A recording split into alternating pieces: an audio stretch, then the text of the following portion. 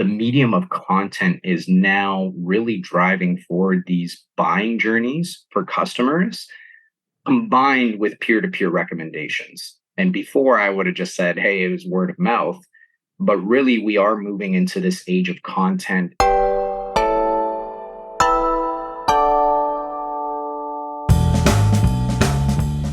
Hello team, welcome to this episode of Confessions of a B2B Marketer. And today we're joined by Arthur Castillo, who is running dark social and evangelism at Chili Piper. So in this episode, we jump into what Arthur's calling field marketing 2.0. And this was the real gold in the episode. If you're going to events or if you're considering going to events and you're a B2B company, then you definitely need to listen to this. We also dig into a little bit more about why marketers should be focused more on revenue now, and then also a little bit about how Chili Piper are an awesome business. Now, before that, we have to give a massive shout out to our incredible sponsor, Hockey Stack. Now, what I want to talk to you today about is the LinkedIn campaign attribution. And so what Hockey Stack have actually enabled you to do is sign up, connect your LinkedIn ads account, connect your website. And essentially what's going to happen is that you'll be able to track the people that come to your site and that opt in, et cetera, on your site back to impressions on a LinkedIn ad campaign.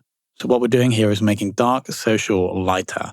So let's say somebody came into your funnel, they bought, but you had no idea where they're from. Maybe you've asked them and they actually didn't know themselves. If you had Hockey Stack running, you'd be able to see which campaign, which ad they looked at in order or prior to coming to your site. And that is absolutely massive. So go to hockeystack.com. It'll be linked below. Check out the live demo and then let me know or let them know that I sent you. Now let's jump into the chat with Arthur. Arthur, welcome to the show. Thank you, Tom. It's an honor. I was creeping you a bit before this, and I saw how many incredible podcasts you've had the honor of growing. So it's cool to be on this one. I appreciate that. I've probably hosted, 300 to 400, maybe more. And so hopefully this is going to be good. Arthur. But first to kick off, so I've seen you all over my LinkedIn feed with a new approach, I believe, to field marketing that we're going to dig into, I think, a bit later on. And what seems to me to be a very innovative strategy. But that's for later, because first we need to dig more into A, your job title on LinkedIn, and then B, your views and your thoughts around dark social. So first question is, obviously, anybody that doesn't know Chili Piper will link below. Go and check them out. I'm quite intrigued by your guys' culture. So anyway, we'll get to that later as well. And I'm going to stop talking so much. So you recently put a post on LinkedIn about how you changing the way you think about dark social. So I'd love just to kick off with that, if that's okay. Yeah. Great place to start. So originally, I know it's been quite the buzzword these days, and people are asking what the heck is dark social. And the post talked about how I typically would have said, what in true marketing fashion, it's another rebrand, right? It's word of mouth rebranded, with the dark aspect being that attribution software can really only tell you the last touch of that customer's journey, and they put all the weight into that. So that's how I typically explain it. I listened to Chris Walker on his podcast, and I think he was actually on the Challenger podcast, and he kind of pushed back on this notion of it's a rebrand of word of mouth. He's really big on self-reported attribution. And when you hear people talk about your brand or how they discovered you, I think the difference is the emphasis on content and their own journey in discovering that content, right? So, I mean, you mentioned it already at the beginning of this call. I've seen you all over LinkedIn.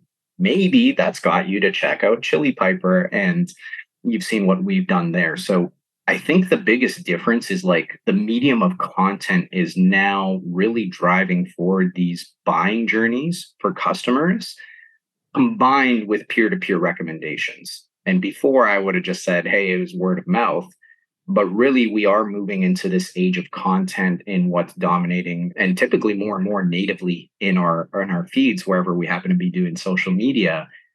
That's now starting to kind of dominate our mind share and maybe lead to reaching out to a peer and asking about a certain thing, maybe leading me to going onto your website and furthering more. So the biggest difference, I'd say, is rather than just relying on word of mouth, almost creating these word of mouth experiences through the content that you share.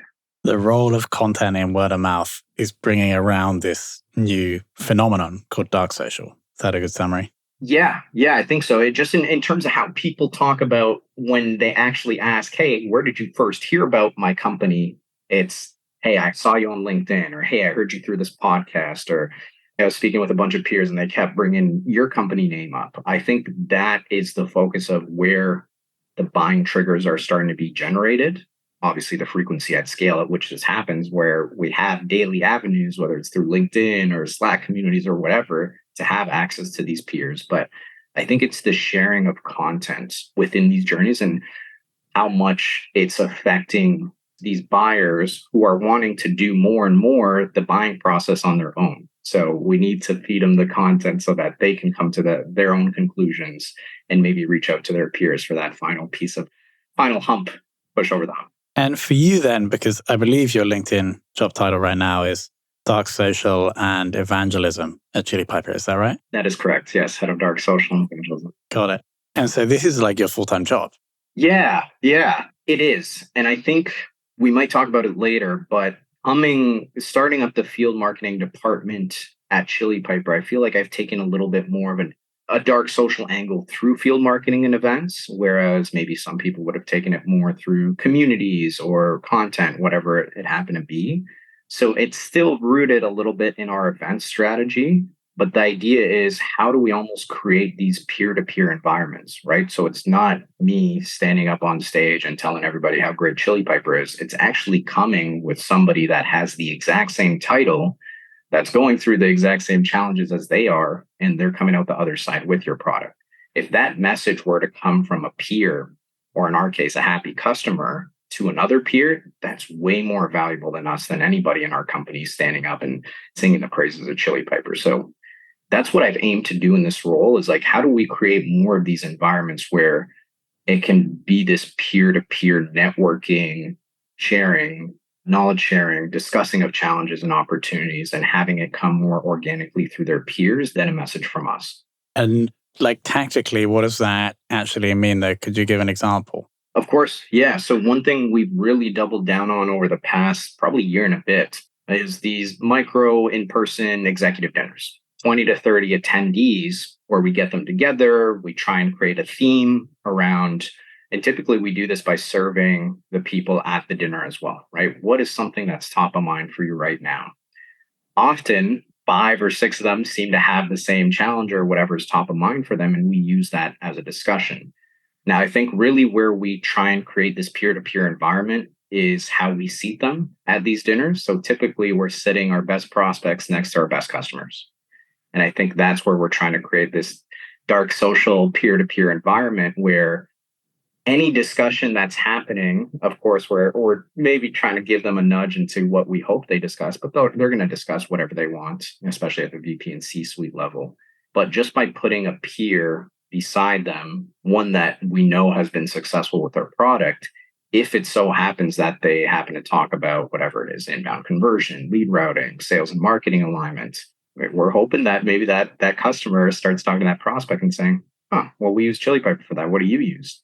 Well, I don't. Okay, maybe you should look into it. So those are an example of the types of environments we're hoping to create by bringing our customers together, obviously giving them a great night, but also getting them involved in terms of target accounts we have, and maybe in some cases in-op deals. That's been a really nice for us as well, where maybe they started to check out Chili Piper, it stalled a little bit, but hearing from their peers of what they were able to do, I've seen it reinvigorate deals and push them across the line. So that's been one example of how we aim to create kind of these peer-to-peer dark social environments. It's brilliant. I think that's absolutely genius. And I assume this can also tie in with your event strategy, because you can, when there's an event, all these people are going to be in town. I assume you guys organize a party or dinner to do this at that same location. Yeah, so you're absolutely right there. In terms of how we've typically gone about it, for the major trade shows, we typically would take this 3-pronged approach of exhibiting at the trade show, maybe having a larger offsite activation where, let's say, up to 200 people can kind of mingle, network, snacks and drinks, and then having a more targeted ABM, if you will. I know we like to toss out those terms of, okay, who do we know is going to be at this type of event? And can we get them more in an intimate setting where we can actually have these discussions and it's not just like blow by pleasantries type of thing? So that's what we would do for like major conferences like Inbound, SaaStr, Dreamforce. We don't necessarily do that for all of our conferences. Then maybe it's a trade-off between, do we just host like an executive dinner? Do we try and do an offsite activation? Now we're even exploring eliminating exhibiting and maybe doing these offsite activations and executive dinners. So I'll report back on how that goes. But typically it's some mix of those three types of events that will play out when we do exhibit at a trade show.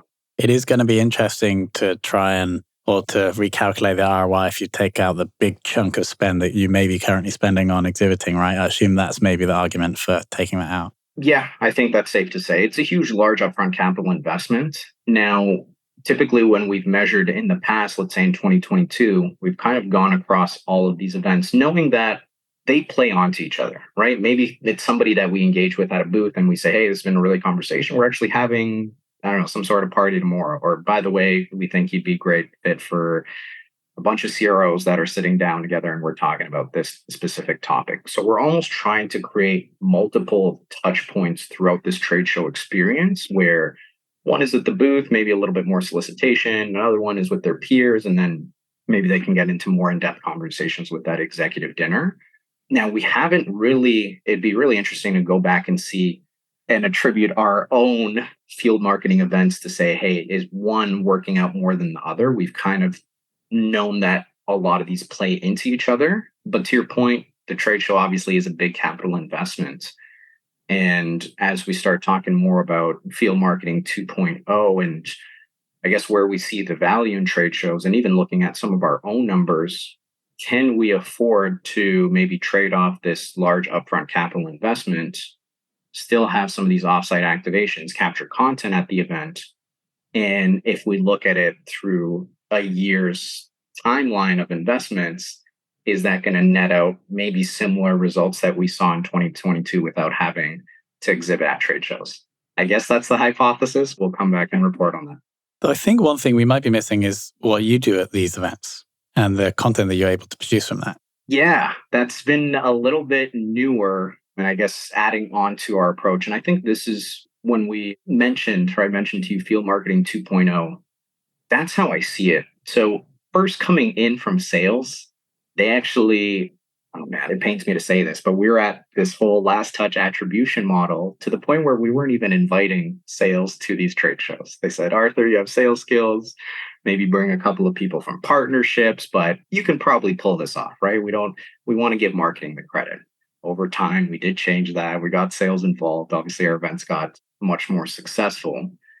But I think on one hand, and I'll never forget, one sales rep said this, and I still laugh to this day, where he said, have you walked through the conference with Arthur? He's like, walking through the conference with Arthur is like going to church with my grandpa on Sunday. This guy knows everybody. So yes. Then it became more about, okay, why are we kind of gating Arthur just at our booth? Maybe he can just walk the floor.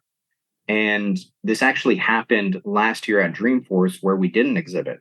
And it was me and our head of video. We were planted there and he said, why don't we start shooting some content? And we didn't really put a lot of thought into it. We didn't try and match up narrative. We saw a couple customers. We knew we'd be speaking with sales and marketing folks. We had a question for each of them. But it was fascinating to actually see people months down the line, both internally and externally, saying, hey, I caught your coverage of Dreamforce. Hey, you killed it at Dreamforce. Like, that was really entertaining. Hey, that one clip had me laughing for days. And now I'm thinking, this is a little different than what we've traditionally done, where I feel like the shelf life of an event is typically just that day. There's a lot of prep and work that goes into it. We're all trying to reach out to people to get them to come by our booth. But after that, it kind of ends up until the next trade show. And speaking with some other folks, Nick Bennett, I heard Chris Walker say this time and time again, they were saying that the value of these events is this like conglomeration of talent that is coming together. And nobody seems to be taking advantage of this, of shooting content with them, maybe doing a couple of podcast episodes. So I had the luxury of maybe not necessarily being trained as a marketer or having a playbook. And this made a lot of sense to me. I was like, yeah, why aren't we? These are people that are getting flown down here that are very influential, if we can even do bits of content with them and post it back on our LinkedIn, I'm sure that'll have some good effects on us. So it really came from just, okay, we don't have a booth. How can we get creative? We started interviewing customers, but it was the feedback we got from that. And months after the trade show actually ended, people were even coming up to me at different events in December being like, hey, I got that Dreamforce coverage. I'm like, this is really extending the life of that huge investment we made back in Dreamforce. So how do we now start to build this into our field marketing playbook where it's not just the one day, but we're actually capturing content? And then our head of video had this idea of like, what if we're almost the curators of this trade show experience for those that don't happen to be there? And now we're almost creating some FOMO, right? The fear of missing out. And we've had tons of people say, oh man, I wish I was at that trade show. Looks like a great trade show, lots of cool speakers, whatnot. But that has now slowly started to become a big focus of my job when I guess I attend trade shows is not only the networking piece, but can we capture content at these events of our customers, of maybe some target accounts, of some major influential people, and at the same time try and release it pretty quickly while the conference is going on. So people look to us as, hey, Chili Piper is almost curating this entire event for us. Maybe we even have some questions. Then we started getting into setting up this content at events where we're leading with a hypothesis or a narrative where we might say, hey, there's a bunch of marketers here where our hypothesis is that they might not be tying themselves to revenue and they're still pushing MQLs and leads into the funnel. Let's see. And now all of a sudden people are like interested to see the result of what these interviews are going to happen. Like, oh my gosh, how many marketers is he going to interview? Are they actually going to say, hey, we're not tied to revenue and to leads? And is it going to fulfill this hypothesis that we had? So it's been really cool how it's evolved. But I think we got those early signals from the audience that this was pretty captivating, pretty entertaining to them. And obviously bringing eyeballs and impressions towards us that we started to build on it. And yeah, it's been a pretty fun part of my job so far. So before you got into that thought leadership, like having your own opinion, it's almost like Chili Piper and you were like a journalist covering the event. And yeah, the upside of you doing that is you're going to meet all these people. And then also the brand is exposed as you distribute that content. Yeah, that's exactly it. And in some cases, we're even capturing these videos and sending them to our SDR team to follow up and say, hey, by the way, Arthur from our team looks like he met up with your VP of marketing, caught some interesting content. And that was such a nice follow up compared to, hey, heard somebody from your team came by our booth. Are you interested in a demo? Right. So it has helped in that sense create more unique opportunities to follow up after the trade show. But even I know it's led to like partnerships for us as well. So everybody's always looking at that net new revenue. We haven't been as focused on, let's say, customer marketing and expansion as we are now in 2023. But I'm sure if we look back, those interactions, it just helps people feel closer to brand. It makes the brand feel more human. I can't necessarily say, hey, I met with 10 customers and 8 out of 10 happened to expand because of this interaction. But yeah, as we're starting to see this strategy evolve, it really helps us in so many different facets that now we have the support of our leadership team and really the LinkedIn community being like, hey, what event are you guys going to go to next? And I guess now even more people recognize you when you walk through the sales or marketing conference. I will say for the first time ever, Tom, the last conference we were at Adobe Summit, we did get called out. Me and Nolan, we were walking the trade show looking for people to interview. And one guy said, hey, are you the guys that do content at events and throw it on LinkedIn? We're like, yes, we are. And he's like, let me go grab my VP of marketing. So it's cool. Yeah, exactly. We're like, this is great. And this has really only happened from us doing it at 3 trade shows. But I feel like we're already starting to develop this association, this brand of, hey, is Chili Piper going to be here? And will I get interviewed? So that's been pretty cool to see happen. Got it. So you mentioned the narrative that you were going to explore at one of these events, which was marketers being tied to revenue. My question, yes, I think this is something that you have an opinion on, is why now more than ever should marketers be tied to revenue? Yes and no. This is interesting. I had a conversation with Obed Durrani where he's thinking like, on one side, this is good, right? The job of marketing maybe traditionally has been almost to be this sales assistant, right? Oh, they need a presentation or they need emails of people to go cold outbound and do sales to. Okay, well, marketing will step into that. I feel like now is maybe one of the most exciting times to be a marketer. On one hand, I think that the MQL playbook is being exposed. And it sucks when marketing is like, hey, I crushed my lead goal of, I don't know, 3,000 leads. I pushed over 5,000 leads to sales, and sales is hitting maybe 50% of their quota. Gone are those days, right? It's conflicting KPIs. Just because marketing is successful in tossing over these leads doesn't mean that they're going to lead to anything. Not to mention, oftentimes the most expensive asset of any company is their sales team. So can you imagine marketing is thinking they're killing it, and they're really all they're doing is wasting the most expensive asset of a company, saying, hey, go talk to these people that probably will never end up buying. I think that's becoming more and more evident, and what's led to this whole sales and marketing alignment, right? Sales saying, hey, your leads suck, and marketing saying, hey, you've never followed up with them, type of thing. Now, on the other side, I don't think everything marketing should do. I think in some cases, they almost get misconstrued in terms of marketing doing digital sales. And then it becomes all about direct response and, hey, how quickly can we get them into the funnel? I don't think that's a good idea for marketing. And I think that defeats the purpose of marketing. To me, it's like, what is the message you're sending out to the mass markets? In my mind, can you talk about the status quo and maybe tease out a desired future state to get people that are getting from point A to point B to think, maybe there's a better way?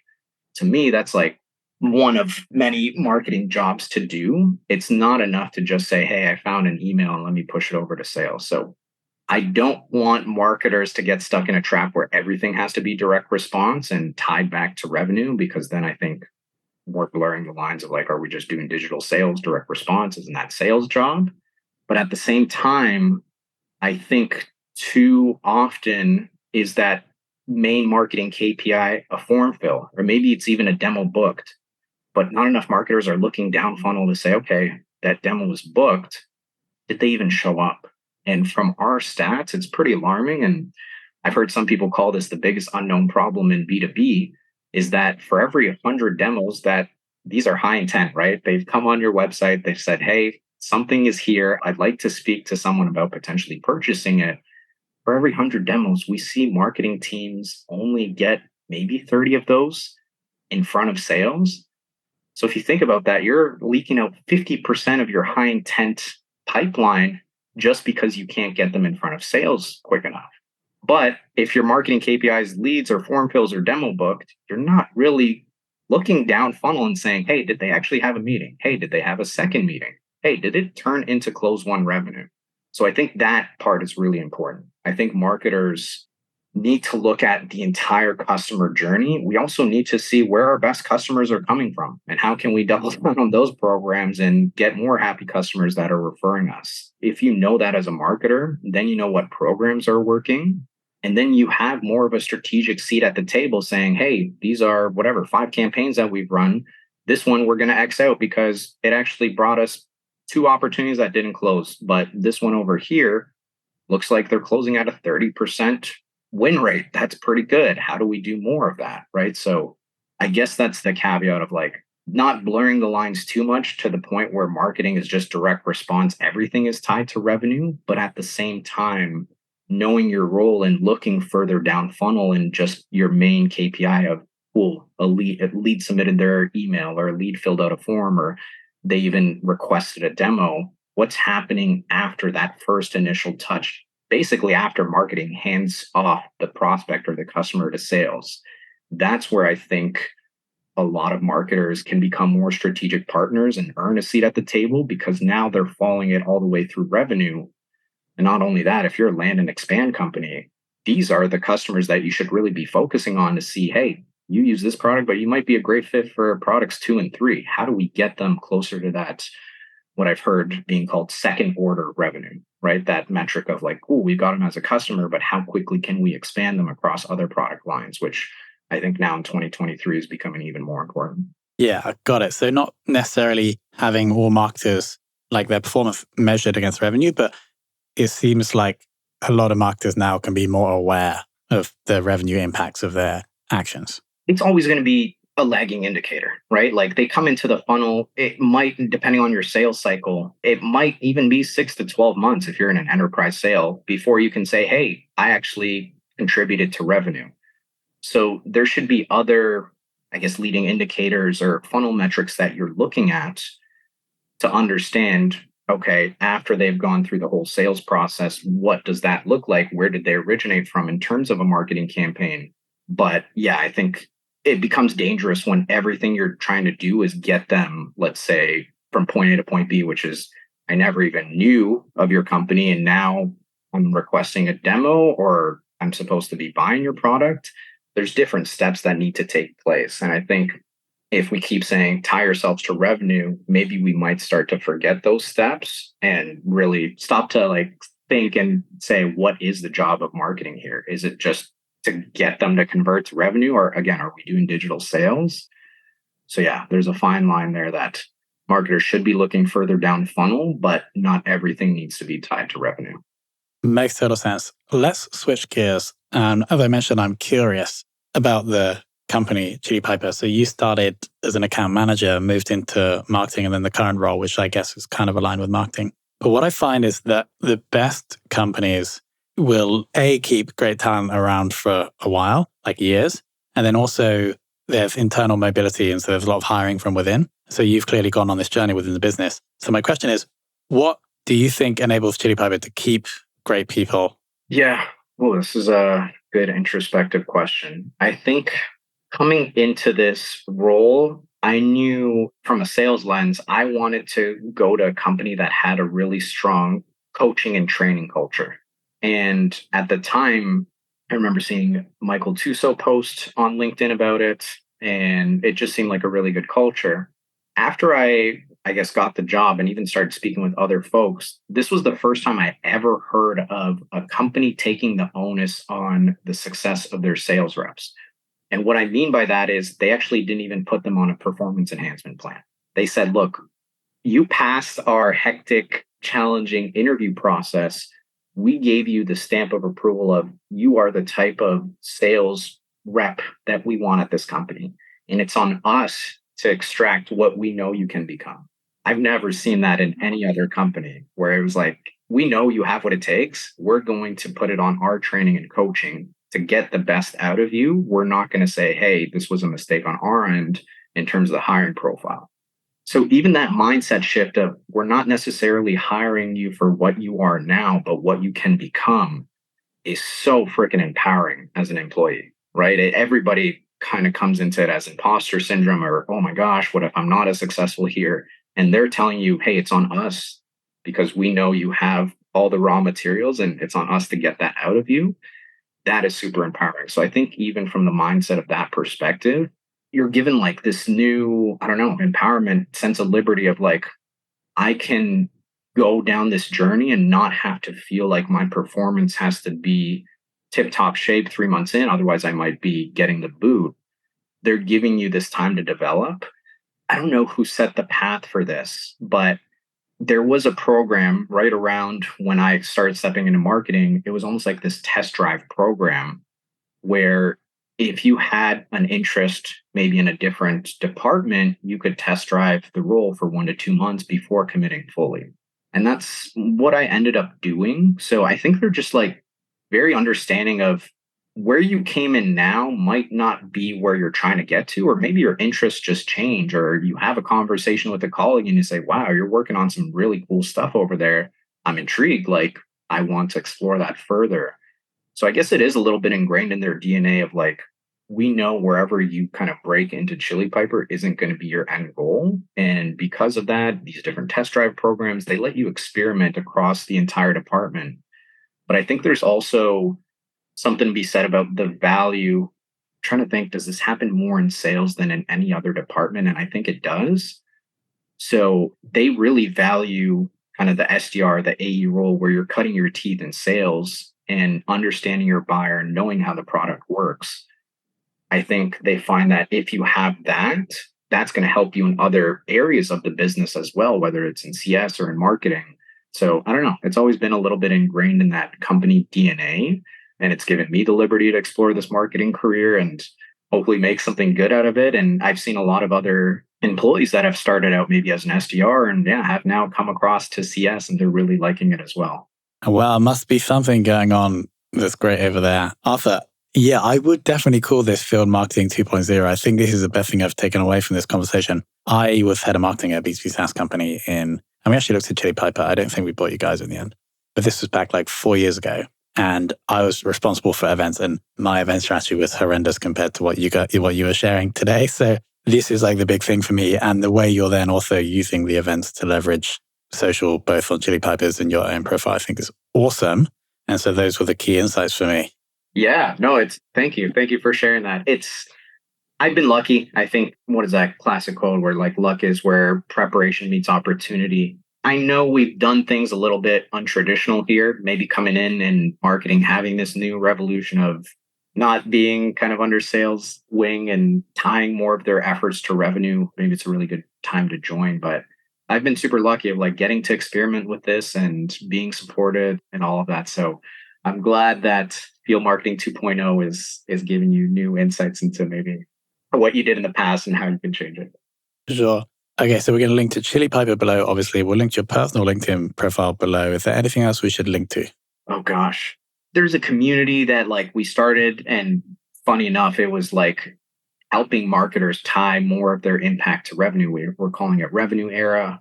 It's a pretty like smaller community. At first, we had huge plans, and I think over time, it's maybe 100 to 150 marketers that are just asking their questions in there.